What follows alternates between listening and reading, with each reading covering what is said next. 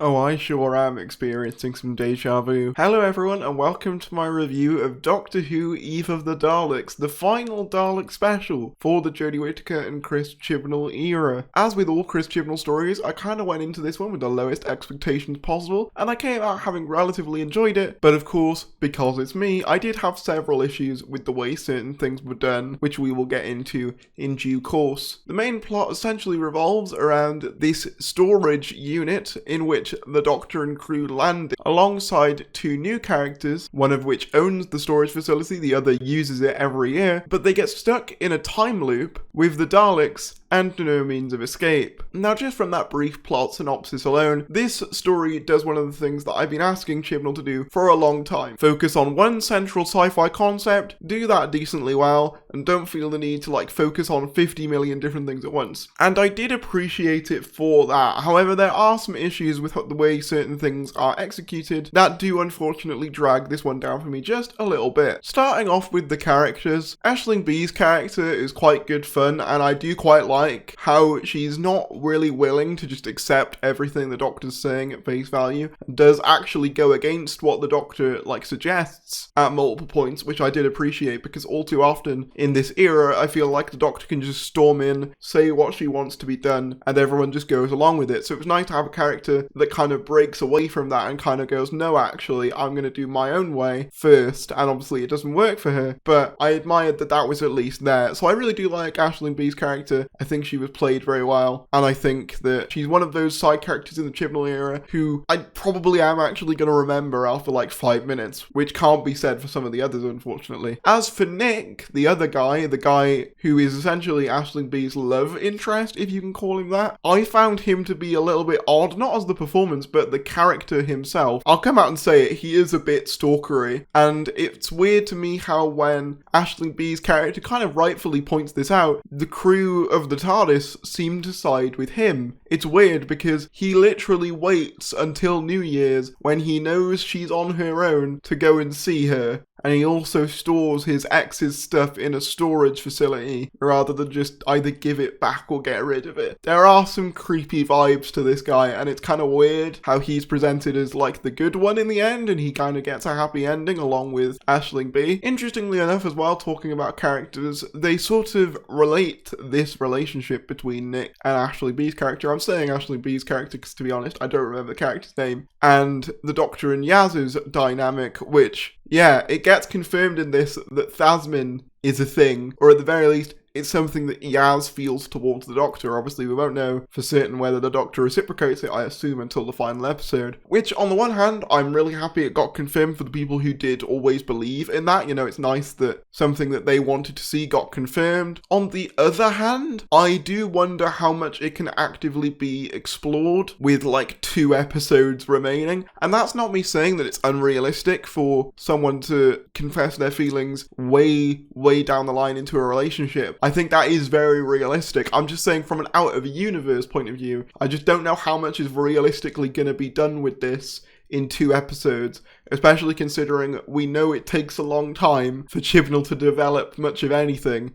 So I don't really have much faith that this relationship is going to be as developed by the end of the tenure as some people would perhaps want it to be, personally, and this is a preference thing, but I'm not really a fan of the Doctor being in romantic relationships. It was the same with Ten and Rose. I don't find it to be the version of Doctor Who that I particularly like, but even with Ten and Rose, he doesn't actually officially reciprocate. Obviously, it's heavily implied that what he says after disappearing at the end of Doomsday is "I love you." It's never explicitly stated, so you can kind of have a bit of wiggle room there. If you want to view him as asexual, you can. And I kind of hope that's what happens here, where the Doctor doesn't reciprocate it, and that's perhaps why she hasn't, up until this point, said her feelings towards Yaz, because she doesn't in fact reciprocate them and doesn't know how to break that to her. Yeah, interestingly enough, despite this story being called Eve of the Daleks, I haven't really talked about the Daleks all that much, and that's, to be honest, just because they're kind of just here. This isn't the final chapter in the so-called Dalek trilogy in the Chibnall era, so much as it is a completely unrelated story that just so happens to have them in it. Don't get me wrong, their motivations make perfect sense. They essentially send out an execution squad to go deal with the Doctor,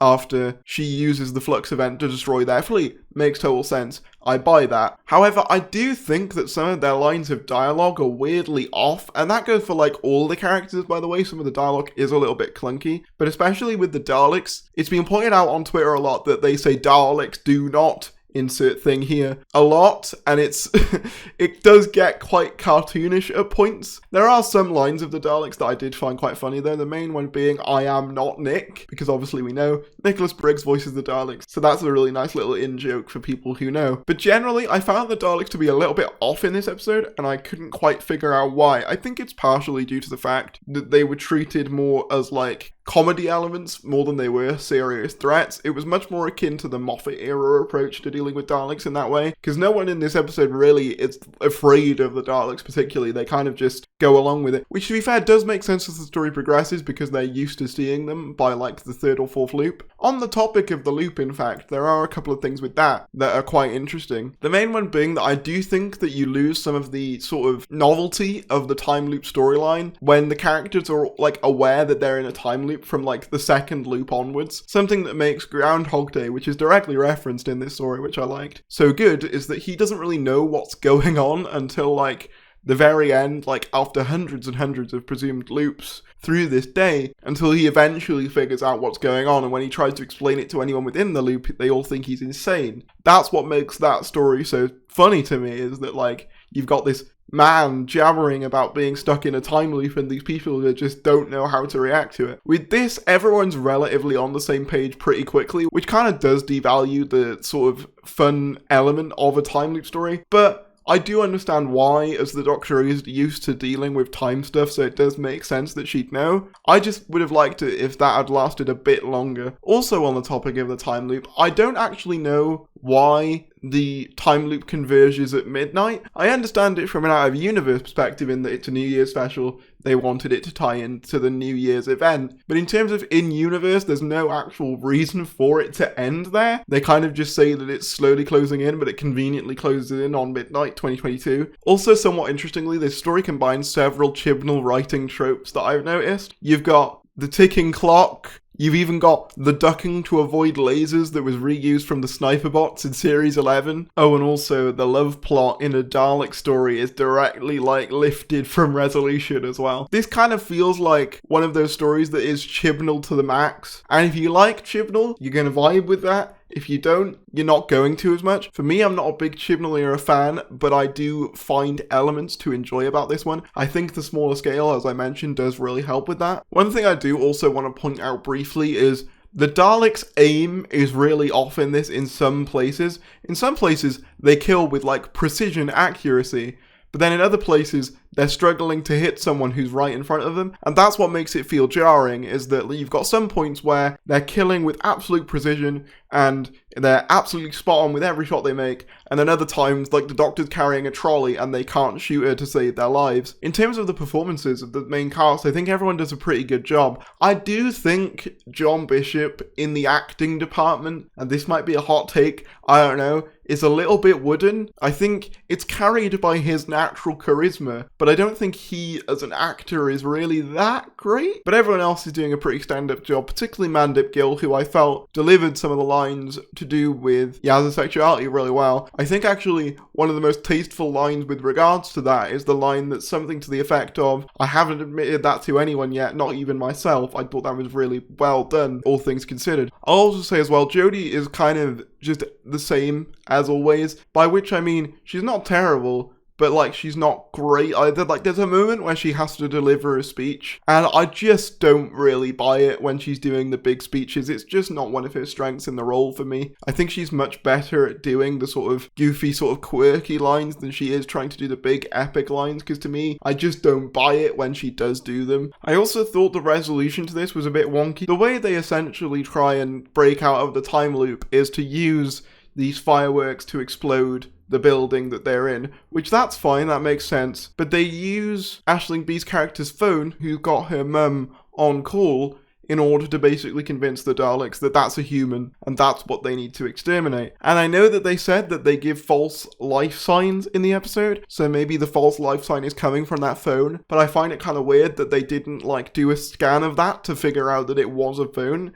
because they should still be able to scan, even if they're getting mixed signals, so it's weird that they didn't think to do that before exterminating a phone. Yeah, the Daleks are weirdly, like, not competent in this episode, and I've seen some people defend that as saying, well, they're fascists, they're not meant to be competent, they're meant to sort of be blindsided by their own hate, which, while yes, is true to a certain degree, they are also, like, hyper-intelligent aliens from the future, so I think there has to be some balance there. Like, I'm okay with the Daleks being sort of limited by their short-sightedness and their pursuit of purity and their pursuit of supremacy. But at the same time, these are the same creatures that can decode combinations in 1 second flat and can reach stalemates with literal computers that can't make false calculations. So while I'm okay with them having some weaknesses in the mental department, I don't think they should be portrayed as stupid, and I do think we sort of veer into that territory a couple of times. Also, and I know that this is just a very common thing, but the Doctor does not put her sonic screwdriver down in this episode, which has kind of become a running thing in the Chibnall era, but it did stick out to me quite a bit in this story for some reason. Like, there's a bit where they just walk into a room and she decides to sonic the room for seemingly no reason while they're looking around. And it's like, just put the sonic down. There's also the scene where they first find the dead body of Nick and she has to sonic it to confirm that it's been blasted by a Dalek, despite the fact that we've seen the 7th Doctor identify Dalek blasts without the need of a sonic screwdriver. So yeah, I would just appreciate if the sonic was used a little bit less, but I don't think I'm going to get that now. Also, a couple of things I forgot to mention. The pacing of this one is a little bit strange. Like, it takes 9 minutes for us to get a title sequence, and there are some scenes that I feel like we linger on too long, and then there are some other scenes that I feel go far too quickly. I will say though, I think the director of this episode did a great job, and I'd probably say that I prefer the directing in this, as I did to the last couple of Flux episodes, but that's just my opinion. Overall though, I still would consider this the best Dalek story of the era, for the simple fact that they didn't do what the previous two have, in my opinion, which is stuff too many things in, where with Resolution, the sort of I'm going to confront my dad stuff and the pulpy Dalek action stuff really didn't go together for me, and Revolution just has like 500 different things going on with the prison, Captain Jack, humans reverse engineering Daleks, a Dalek civil war. There's just too much going on in that story. This one focuses on one thing, does it decently, and for that, it's my favourite of the three, but it does have its issues with some weird characterization, some kind of dodgy dialogue, and some contrivances that didn't make all too much sense to me. But before I do go, I want to talk briefly about the Sea Devils teaser, because oh my god, those Sea Devils look amazing. Like, damn, that is just a perfect Sea Devil upgrade from the original design, and I am really looking forward to seeing them, even if it is in another Chibnall story. Oh, and before I forget, I am starting to get a little bit irritated by this Doctor's constant need to not reveal anything, and this comes out in the final scene where the Doctor essentially says, oh, I didn't actually say anything about time catching up with me actually, as you must have imagined it. Now don't get me wrong, a character deliberately hiding details of themselves can be a good way of building mystery, but after 5 years of relatively being in the same position, it's just become tedious. I understand that we're meant to sort of relate to Yaz, that we're like, okay, Doctor, but can you open up to us a bit more now? But there comes a point where that stops being fun to watch and just starts to become really irritating, in my opinion. It's not an engaging character arc for just a person not to reveal anything for 5 years. I know I'm exaggerating a little bit there, but you kind of take my point. It kind of becomes tedious at a certain point. But let me know what you guys thought about Eve of the Daleks. Apologies if it's not the most polished review in the world. Quite frankly, like with a lot of Chibnall script, there's like a couple of things that I always want to talk about, and I've probably forgotten something that I wanted to mention. But let me know what you guys thought about the episode in the comments below. Subscribe if you did enjoy, like if you're new. Quick shout outs to Debs Iona, Simon Ashley, Shane Smith, Patrick Mewson, Ree Keffin, Seb Lowndes, and Jay Monroe. If you want to become a member, feel free to do so. It really helps out. You get exclusive posts, shout outs in every video, and even your own badge and custom emojis to use during live streams. And I will see you later.